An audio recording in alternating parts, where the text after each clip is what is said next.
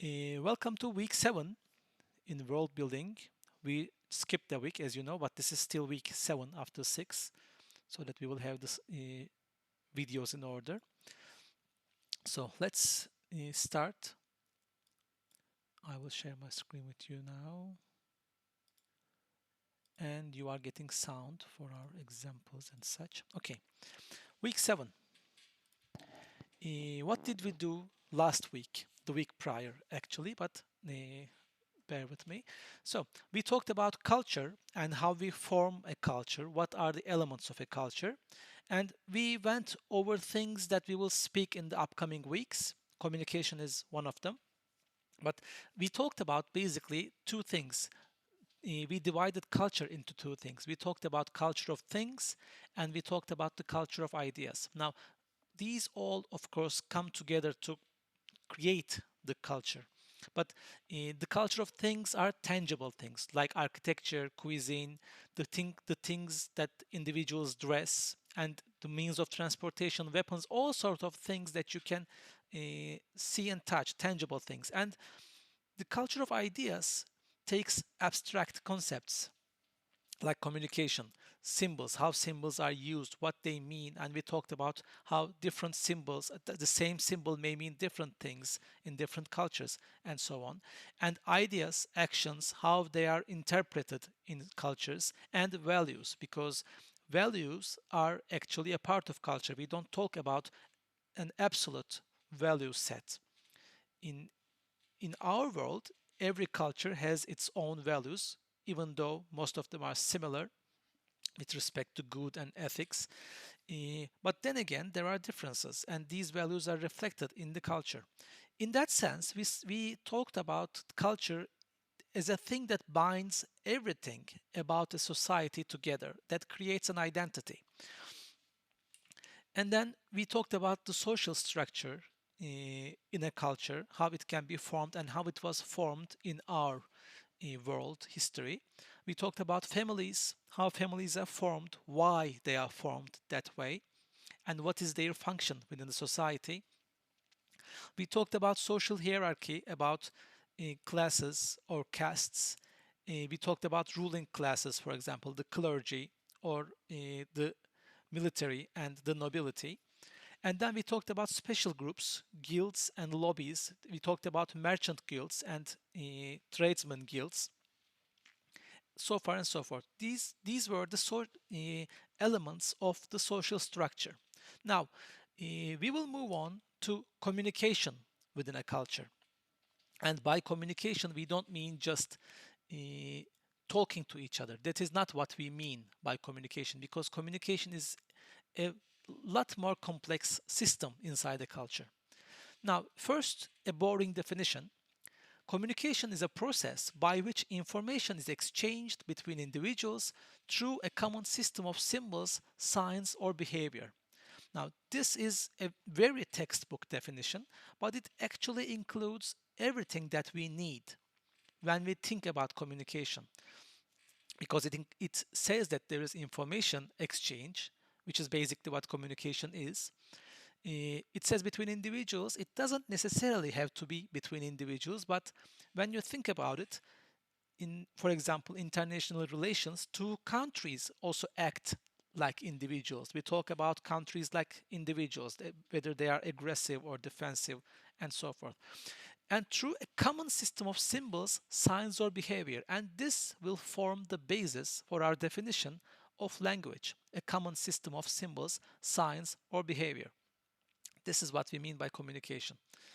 And when we think about the relationship between culture and communication, we can say that cultures are residues of social interaction. But by residue, we don't mean something that is left as a waste. That is not what we mean by residue, but we mean something that is left behind after communication. And this is not, again, something, let me just fire this up. Surprise, I've got my stylus pen so I can write to you in full screen. But when we mean residue, we mean that when we have an interaction between two individuals, This does not have to be an intelligible conversation. It can be a gesture, it can be an attack, it can be some form of a defensive move or anything. But as this interaction takes place, there is some information left about it in both individuals, and their next encounter will be based on that previous communication. However, it went down. It may have gone down nicely or it might have gone down badly, doesn't matter. But if we increase the number of these encounters, supposedly that if we suppose that one of them doesn't die in one of them, but we can say that as the communication progresses, they will have some understanding of each other. They will have some notion of how things go down when they communicate. Now, if we expand this from individuals into groups of individuals, we can think about villages or cities or countries or planets even, or entire races. But this interaction between groups start to leave a certain amount of information within the individuals in the group. So when they think about one other group or one other individual, they start to have an understanding of what can go wrong next, or what would go right, or how they should act in order to get a certain response. This entire flurry of communication here creates the culture as a residue. This is what we mean by residue. It's what's left from all this exchange that doesn't stay, because you communicate and that moment passes and it all goes away. But what you are left with is the very basic elements of culture. It's the information about that other individual that you have just encountered. So, cultures thus are formed through communication. And what do we have when we talk about communication? We create traditions by this, the certain ways that you act around each other. We create roles. Some people take different roles, and this is not just the roles of professions, for example, but these can be roles like mentor and student, and for example, village elders or spiritual people, things like that. And we start to create rules, and later we can turn them into laws, because if we want them to really be upheld in our community. And we can create rituals. Rituals are not always religious in nature, but they are almost always spiritual. You can, as an example, take the Japanese rituals, because Far Eastern cultures really pay attention to rituals and they try to make everything in the best way possible, let's say. So, for example, even a tea ceremony, a Japanese tea ceremony, can be something to spectate. It would be an important event. If you are, especially if you're an outsider, you would see the elegance in it, because the Japanese people, or the Far Eastern people in general, try to do something and do it perfectly. They have an interesting ability to do something, to optimize something to the point that it is elegant. And actually, for example, you see things done by Western cultures taken by Eastern cultures and optimized to be better. And then we create patterns inside our culture. This is how we create the culture through communication. In that sense, we can say that communication is at the basis of all cultural elements. So, language and communication would form the how everything else progresses. So, the important thing about culture and communication is that in this regard, what we mean by communication is a constant process. It is not a single exchange, as I expressed here. Let me just get rid of this. Oh, okay. So, a single exchange of information does not create this constant process. It is that constant feedback loop, which we will come to in a few minutes. And it is the entirety of shared experiences that creates this. Now, this has lots of very interesting applications in practical world, but we are interested in fiction right now. And unfortunately, this is not a subject very deeply researched or very deeply explored in games, and it's most probably because games are a relatively new medium. It's been just 30 years. If you stretch it to the most extreme, it would be 40 or 50. But the games are have been a stable medium for the past 30 or 35 years. So uh, other fiction, like television or movies or literature, has explored this concept of communication and culture to a lot more extreme points. So, uh, most of the examples I will give you today will be from television or literature. But when we think about the properties of culture that are specific to communication, that are related to communication, that it binds the individuals together. So the common ground for everyone to communicate on is the culture. It prepares the grounds for a common identity, and we feel this very strongly in our world history and even today as well. So the culture can show itself in the form of a nation, for example, and then from there we move on to nationalism. But culture also can show it in not it doesn't always show itself in naturalism. It can show itself in positive or negative aspects. Nationalism can be a positive force for a group of individuals, or it can be a negative force. It can go down to the racism route, or it can go into the route of strengthening oneself without compromising. And it creates a context between individuals for interaction and negotiation. So it lays the grounds for communication and interaction. So now from this, when we define culture and communication relationship like this, we will need to go into what actually happens during communication so that we can understand it better. So now this next part I will go through quickly because it is very theoretical and we don't need that much theory actually. But we can go into communication theory. I left the slides in of different theories if you in case you want to research them later on, but I will just skim through them. Uh, Not only because they are boring, but also because we don't need them that much. We just need the basic idea of what communication theory is. It's the theory that deals with the technology of the transmission of information as through written word or a computer between people and machines, or machines and machines.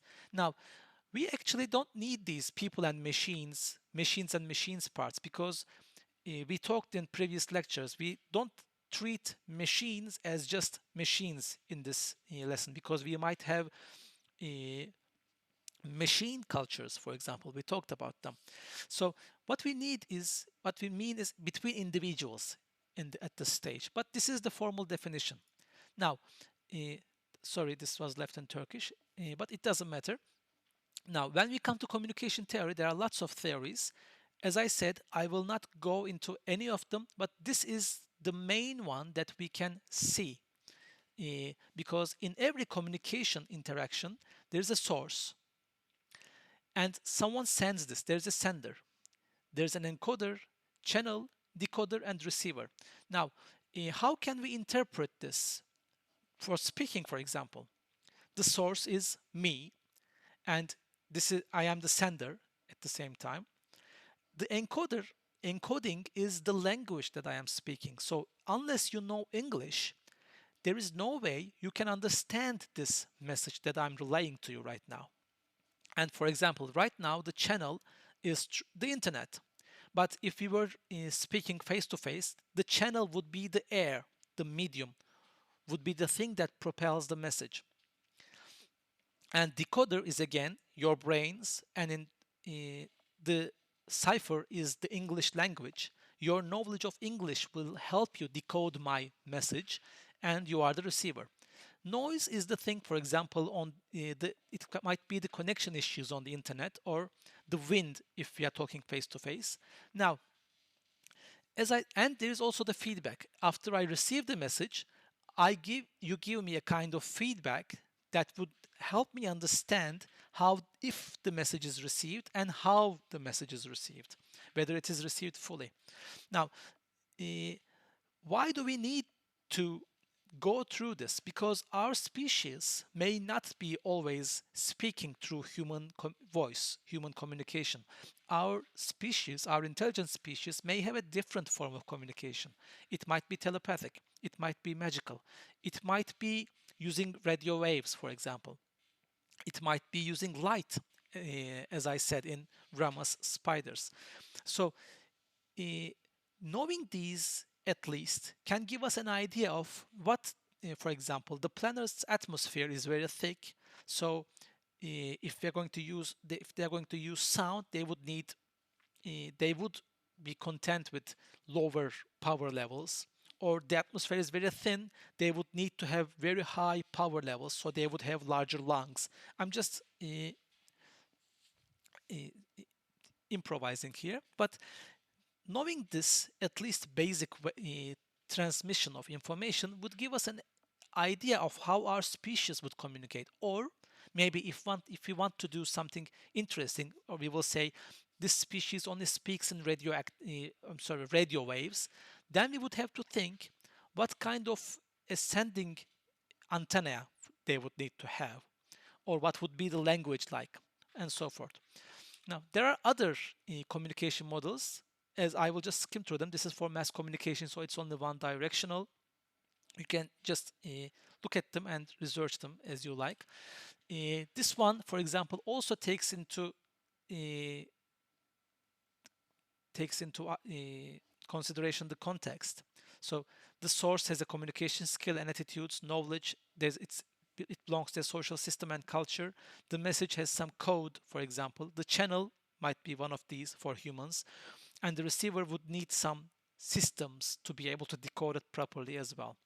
This is a very fantastic one. It involves constant feedback, never ending, so it's not like this. I got the message and I'm giving you a feedback. It means I give you a feedback as I receive the message. Okay, this is another one, something like that. As I said, these are just for reference. So, but what we mean by communication is that we have individuals. Let me just get rid of this layer. Yes. What we mean by communication in this is that we have a sender of the message and we have a receiver of the message. Now the sender picks up the message and sends it through a channel, and the receiver gets it. Now it is encoded here. Even though we don't think about it, even our language is a method of encryption. And then at the receiver there is a decryption. From here we can go to all kinds of puzzles, for example, in puzzle games, and even very casual games do use this. I was going to go into this in the language section, but it doesn't matter because this is a very much wibbly-wobbly stuff, so I'll just show it to you here. Let me just, what is it? Is it here? No. Oh, okay. For example, not this one, but not this one, at this one. So this is a game called A Story About My Uncle, and actually I want to go somewhere before that. This is a game called Commander Keen. It came out in the 1990, and it is probably one of the first games that used some kind of deciphering like this. Of course, there might be ones before it, but this is one that still lives in the popular culture, and you will see why now. Contains a few characters worth, though the more prominent reference, believe it or not. Let me just roll it a little back because it doesn't give the context here. Here. Ciphering an alien language found within the depths of the original Commander Keen trilogy, known as the Standard Galactic Alphabet. Anyone who's played the Commander Keen games will undoubtedly remember various signs found throughout with strange symbols on them. well, these signs do actually have words hidden on them. Now, obviously, in today's day and age of the internet, we could decipher all of these signs in text in short order, as there's decoding keys everywhere online. But where's the fun in that? Again, the whole point of ADG Pro is to have fun figuring stuff like this out for ourselves, and to show a process by which it would be possible. So, let's get to it. First though, let's quickly answer a question one of my Patreon supporters, Alex, had about this language, where she asks, with Keen being the source of the early industry meme, the Dopefish, has the standard galactic alphabet been referenced in other games beyond the Keen series? Well, I looked into this as best as I could, given that this is something that would be difficult to notice if you're not specifically looking for it, and I was able to pull up two references. One is in the DOS game Strife, where one of the textures a fair distance into the game contains a few characters worth, though the more prominent reference, believe it or not, is Minecraft, where it's used in enchanting tables to describe each of your enchanting options. Though when you actually translate these, they're kinda gibberish. At least they're made of real words. Anyways, before we can start properly deciphering this, we need to figure out how best to go about it. And something very pertinent about this made-up language is in the name. Right here in the game itself, right near the start of the first episode, we see a message saying that it's too bad we cannot read the standard galactic alphabet. As in, it's not really a made-up language, rather, it's just an alphabet of characters. Thus, one assumption we can make right off the bat is that we're probably dealing with real words, just simply with all the various glyphs swapped out with new ones. Okay, so this is actually correct. So standard galactic alphabet is an alphabet which directly corresponds to one of the Latin characters in the English alphabet. And it ends the sentence with this one. So in that context, this is, for example, is not a language, but a form of ciphering. And my inability to write again. The word decipher also comes from this. This is a Latin word. If I remember the meaning correctly, it means cryptic or puzzling.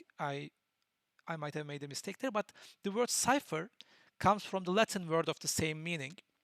So this, in Commander Keen games, what we have is not a language, but just an alphabet. So there is, for example, when you write something in standard galactic alphabet, you are actually using English as the encoding, but then putting another level of cipher on it using a different alphabet, because you can write something in Turkish with this alphabet as well. You can write something in German. You can write something in any language that uses the Latin letters, or you can even go the different route and convert the Krill alphabet into Latin alphabet and then convert it into standard galactic alphabet. But what we mean here is, when we use something, and this is another example, I will just go into another example about it. Just let me. Now we are going to talk about this. This is a game called A Story About My Uncle, and it's a very lovely game. It's actually a platformer, a first-person platformer, and you can call it a parkour because you have a grappling hook, rather like Spider-Man, and you swing between things. It is a nice, fun story. Relatively short. You can complete it in about 2 or 3 hours, but it's a nice story. And this is a character named Maddie. Just a little bit of backstory.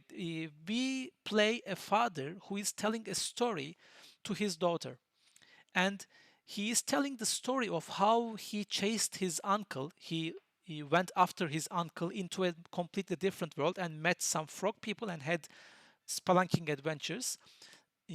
And here, let's watch for a few minutes. Oh, this is not the point. I'm sorry. I have to go into an earlier timeline. This is how you meet, just for a little backstory.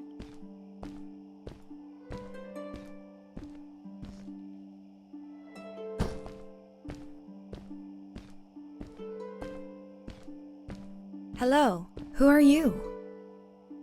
You're not from here. Wow, you look just like Fred, but smaller, and with less hair on your face. She knew Fred.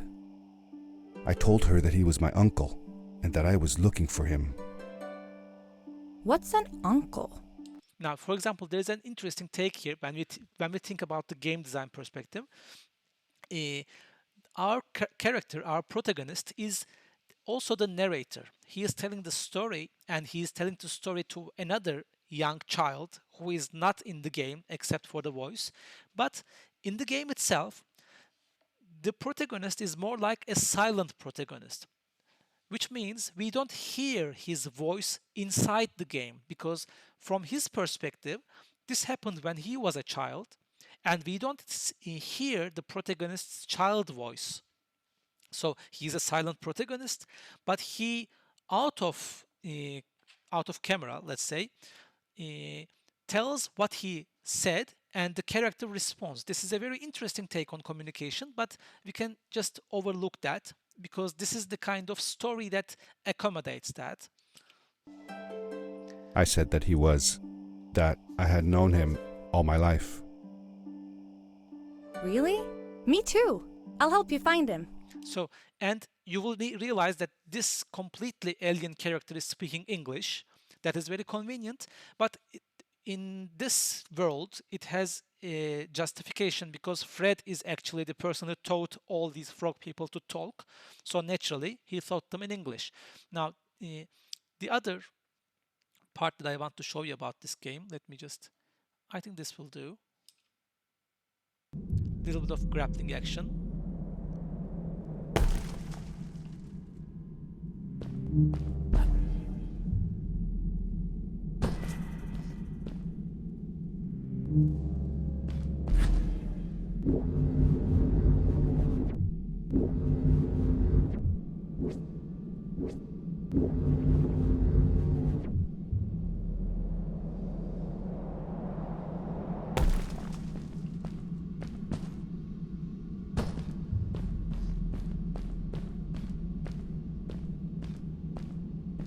Maddie? Now, the ones you saw earlier here are just... No, too far back, I'm sorry.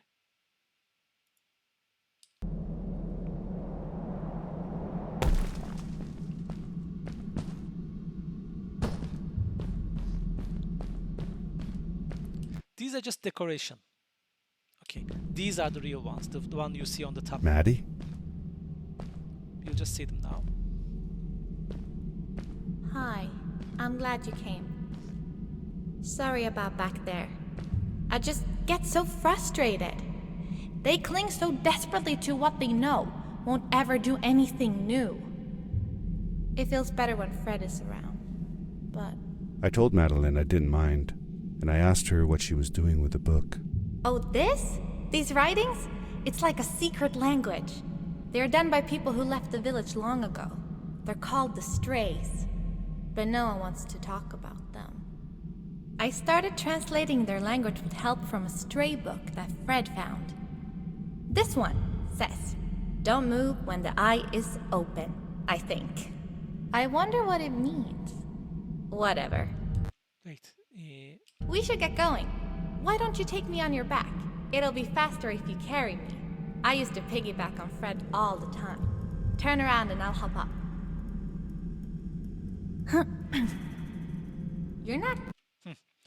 We don't get a very nice look at it here, but this one is actually, again, another cipher because every character here is a direct reference to an English character. Don't move when the eye is open.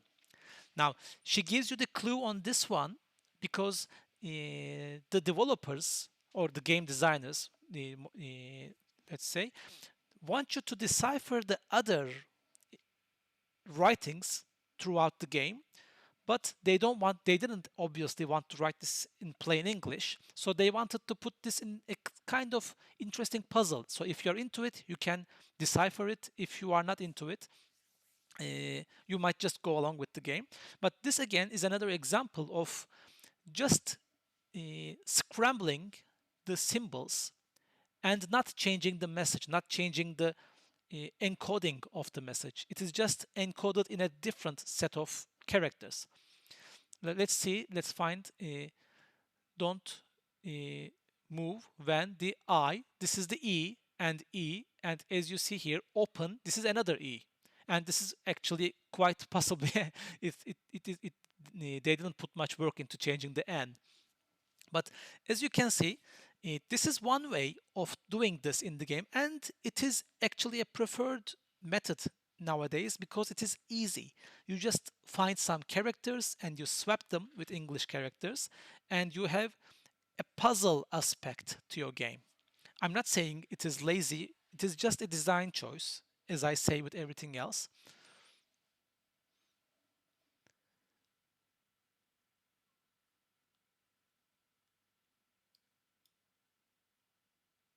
Okay.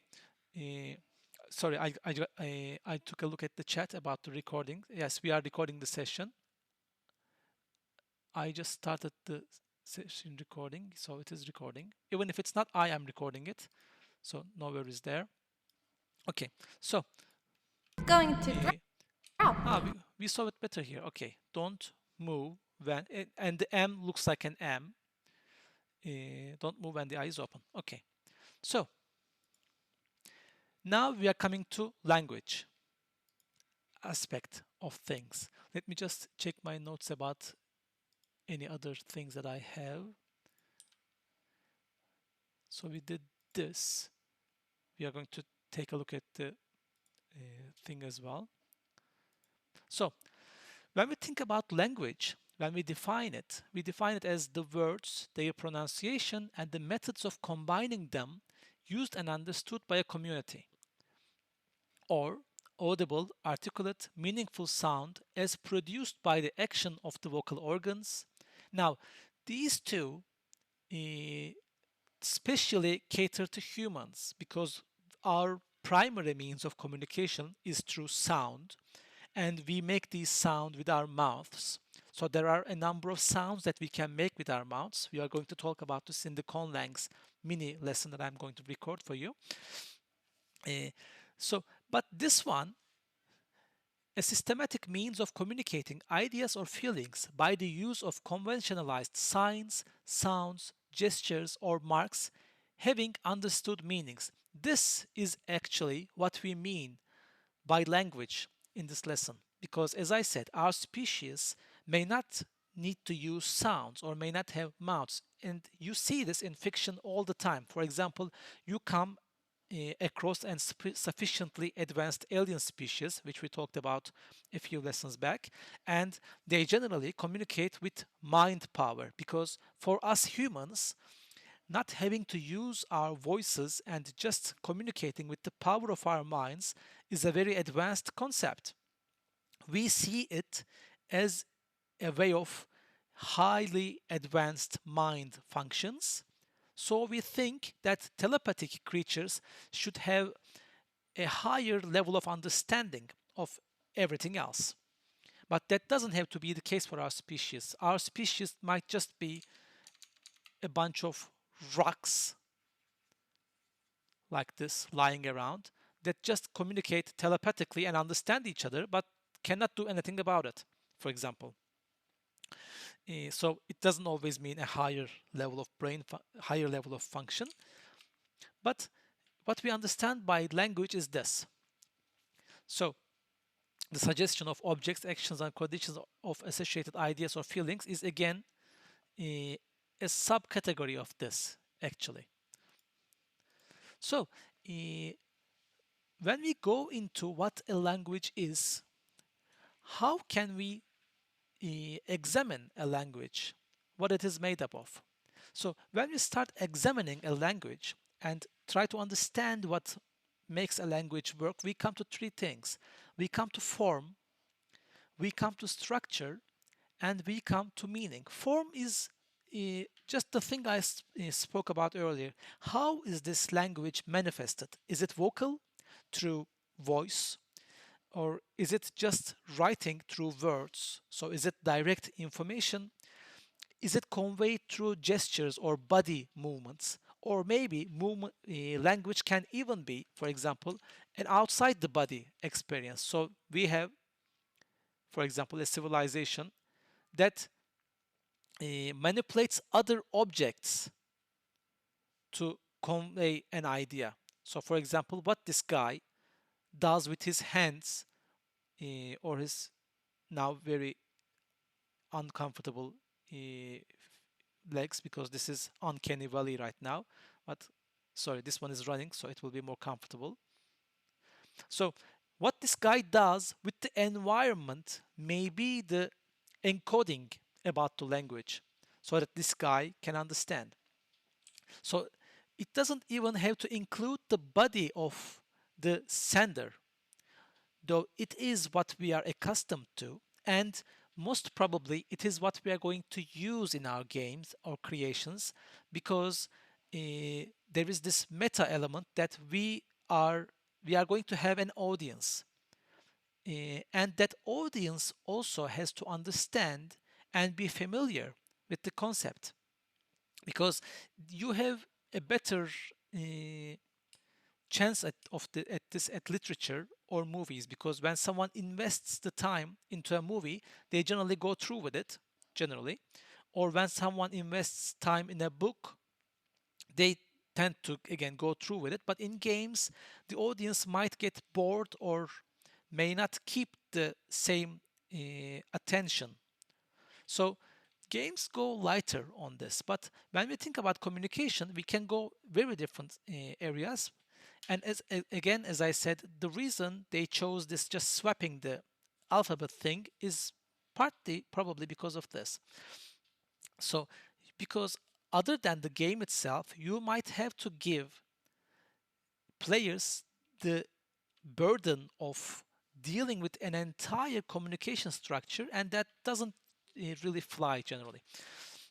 So, uh, when we say structure, in form, we were talking about what this language uses as a medium, or what this language uses as a transmission medium. But in structure, we mean how it uses this. So in terms of our languages, we mean grammar, because every language has different syntax, different grammar rules, different pronunciation. So this structure is the thing that gives the shape to the language, let's say. And then, of course, we have the meaning, because what you mean in one language may not be directly transferable to another language. A good example is, for example, Klingon from Star Trek. Eh, for example, in Klingon, you cannot say have a good day. You can say have an honorable day, because in their language, being good means being honorable. If you are honorable, you are good, you are well. If you are not honorable, you are unwell.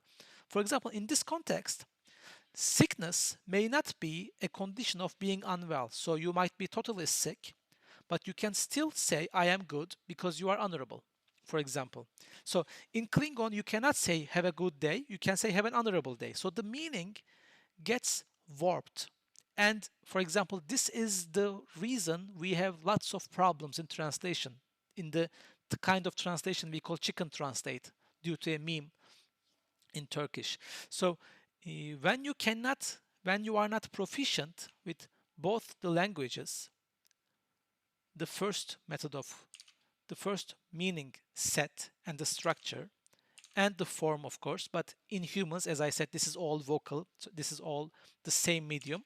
But if you are not proficient in both of them, you may fail conveying the meaning properly, because what you mean in one world, one language, I'm sorry, what you understand in one language may not mean the same thing in the other language. This is exactly what we say in chicken translate, or uh, what was that about Iskender being Alexander with yogurt or something like that. I mean, it was restaurant menus are very creative in this, and actually chicken translate comes from tavuk çevirme. It's a roadside sign, so they wanted to attract tourists, and they had chicken kebab. But since it's in Turkish, it is tavuk çevirme. They translated it as chicken translate, and that's where the term comes from, chicken translate. So it doesn't belong to, for example, English language. If you say chicken translate to any English speaking person, they may not get the context because it is strictly a Turkish translation failure meme. So, but again, when we think about this, we have form, we have structure, we have meaning. Now, when we go into the functions of a language, so we have a language, we decided what our form is, and we decided what the structure is going to be. We will talk about this in the conlangs section. And we more or less decided about the meanings that we are going to convey with this language. Now, then it comes to the functions of language. What can you tell with this language that you have? These are, again, a theory by Jacobson. I will skim over this. I will not go into very much details, but these are the 6 functions that Jacobson could produce and hoped that could encapsulate everything. So we can, for example, use the referential function. I can refer to something. I can tell you that the door is closed. I am referring to the door and I'm giving you a fact. So a referential function deals with facts. We can tell facts with our language. We can use this poetic function, and poetic function is using the language for the sake of using it to sound good.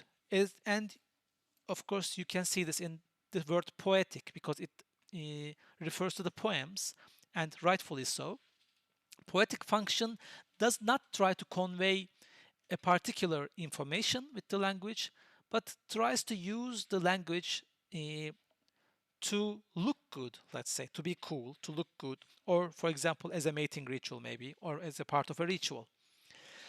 Emotive function is to express emotions, of course, but not just emotions, or it also includes thoughts. So if you want to use expressions about yourself, you use emotive functions.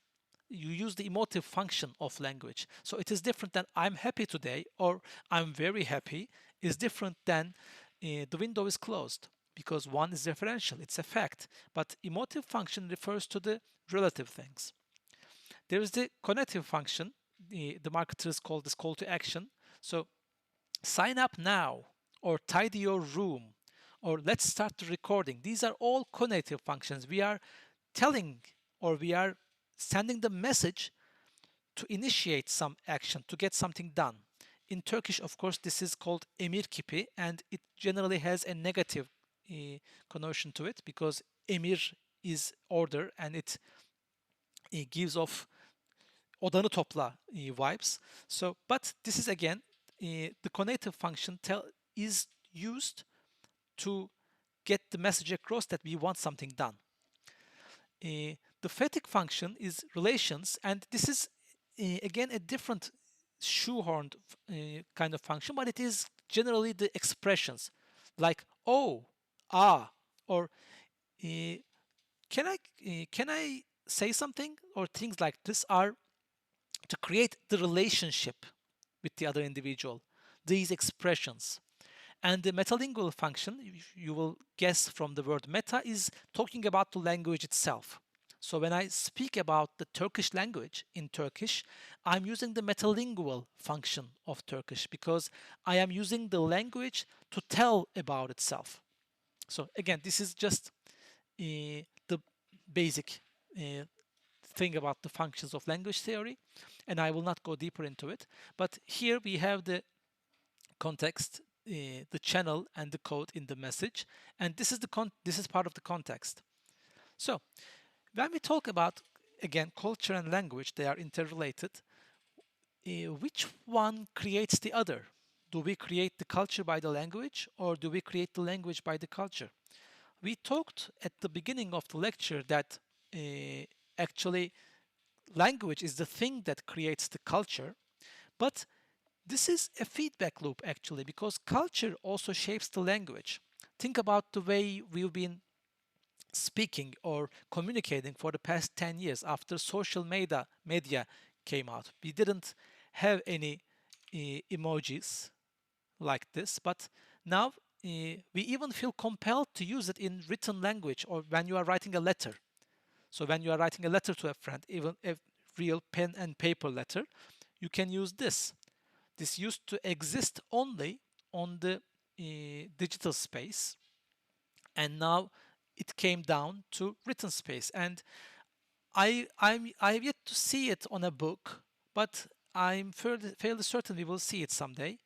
And I actually wrote on the background. That is fantastic. Okay, let me just do it like this and clear the board. Just get rid of this and we are done. Okay, so uh, which one creates the other is a chicken egg problem. We know that culture is the residue of language, but after this thing kickstarts and the culture starts forming, this turns into a feedback loop.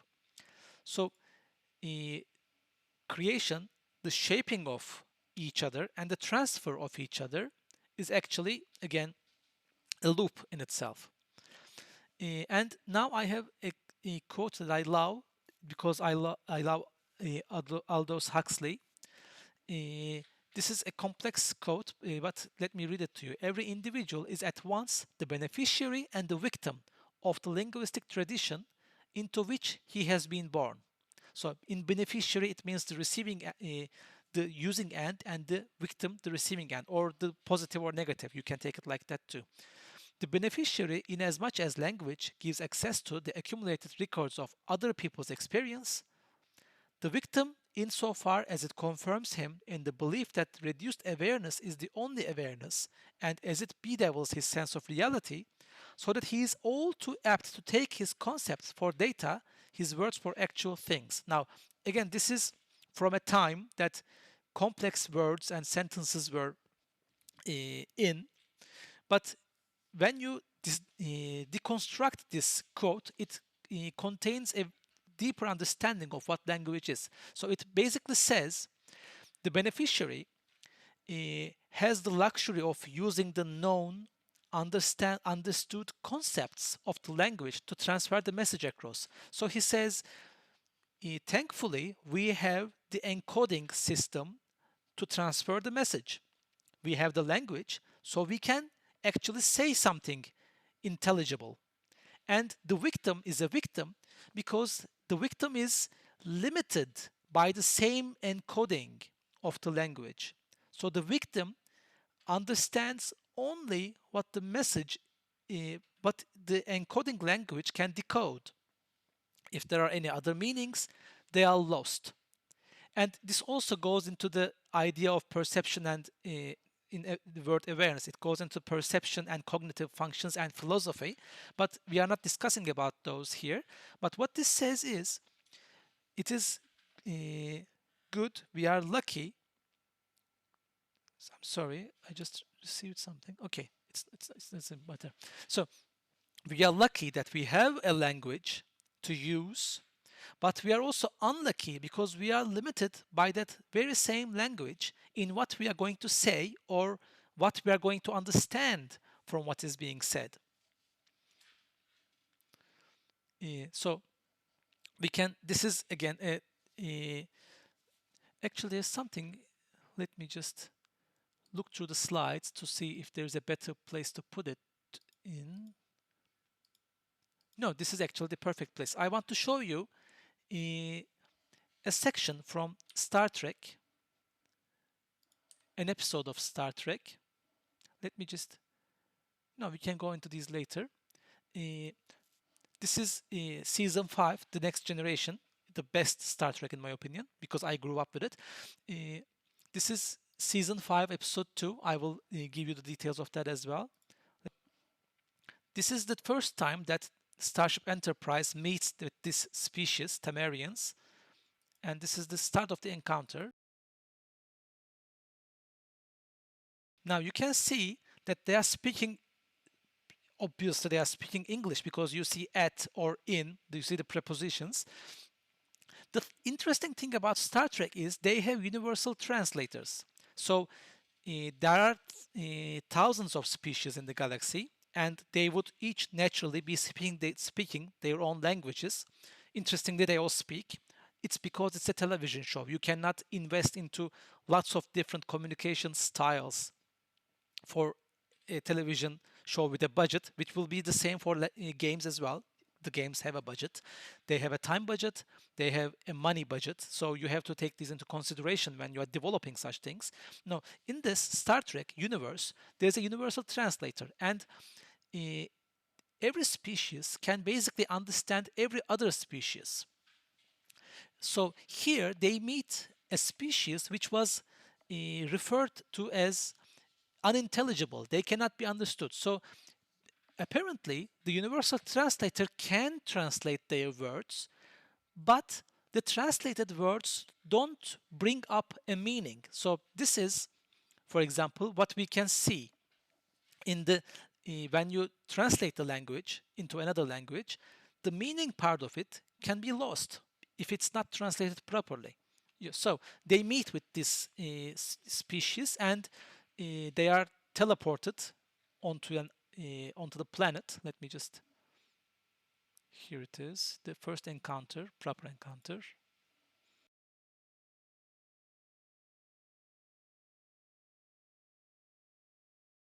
Later they have another attempt at communication.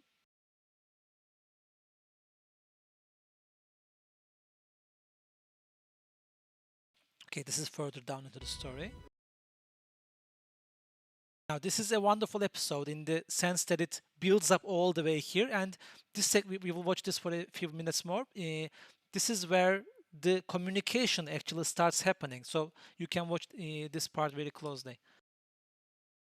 So this is actually how it. This is the moment, moment that Picard realizes how they are they are going to communicate, and later in the episode, towards the end, they have another communication with the captain, but it is the important part is the end part here.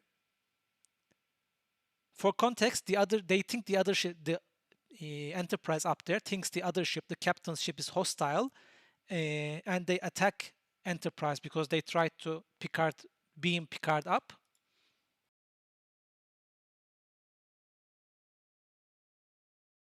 As we discover, Temerians are a culture that speaks by metaphor. So they tell of events that happened in the past, and they use the events that happened in the past as reference to what they're experiencing at that moment. So in that, as you watch the episode, you start to learn it. And so Shaka, when the walls fell, means some kind of failure, for example. Or Tamba, his arms wide open, says, I give this to you, or to give or to take. And by the end of the episode, you start to get that language as well. So this is an interesting form of communication. Again, as I said, you do not see a lot of examples of these in games. So we have to delve a lot into popular culture, television, and movies to find examples of this. But this is a very, very good example how cultures and language can create the medium of communication, but may not convey the meaning properly because of how the languages work. So it has been 1 hour. Let's take a break. Let me just stop sharing my screen, and I will stop the recording.